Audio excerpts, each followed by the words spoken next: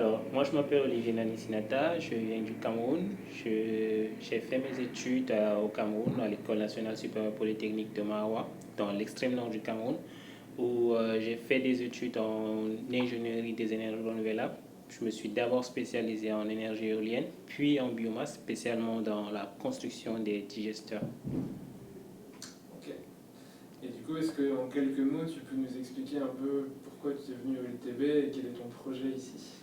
Alors, je fais une thèse au laboratoire des technologies de la biomasse, qui est un laboratoire qui se spécialise dans la valorisation de la biomasse végétale.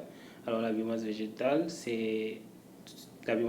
est composée de trois principaux composants, la cellulose, les hémicelluloses et la lignine. Et la lignine, jusqu'à présent, n'est pas vraiment valorisée. Et moi, ce que je vais faire, c'est que je vais tenter une approche biologique de la valorisation de la lignine pour produire du biogaz, qui est un mélange de méthane et de dioxyde de carbone.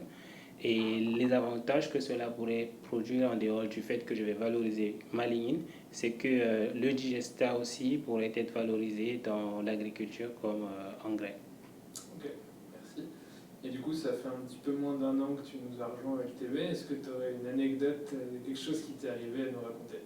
Alors, comme je le disais, j'avais fait une formation d'ingénierie avant que je vienne ici, ce qui n'est pas vraiment pareil qu'ici. Je suis dans un nouveau système. D'où je viens, un ingénieur, c'est un homme de terrain. Du coup, je ne faisais pas de la recherche avant que je vienne ici. Et depuis que je suis là, j'apprends ce que c'est que faire la recherche.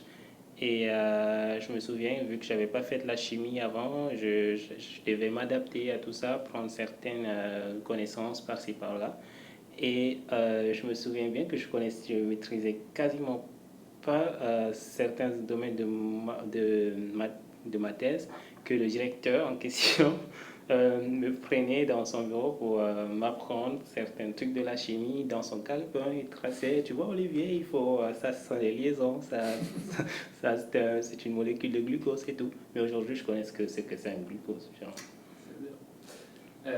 Et du coup, bon, même si tu es encore au début de ta thèse, est-ce que tu as des idées de ce que tu voudras faire après, une fois que tu auras eu Oui, ton diplôme? déjà avant que je vienne ici, vu que j'ai été formé comme ingénieur, je vais repartir dans ma peau d'avant, c'est-à-dire d'ingénieur. J'avais toujours rêvé d'ouvrir une boîte qui se ferait dans les énergies renouvelables, notamment le solaire, vu que d'où je viens, il y en a pas mal. De l'énergie éolienne aussi, un petit peu, mais de la biomasse aussi. Donc du coup, ce que je vais faire après ma thèse, ce serait ouvrir la petite boîte dont j'ai toujours rêvé. Et ça tombe bien ici, j'ai pas mal d'exemples. Je vois déjà beaucoup de personnes qui s'y connaissent dans la gestion d'équipe, la gestion des projets.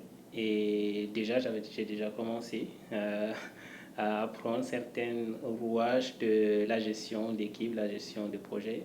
Et je pense que d'ici la fin de ma thèse, j'aurai passé par plusieurs expériences qui me formeront dans la gestion et tout. Ok, merci Olivier. Merci.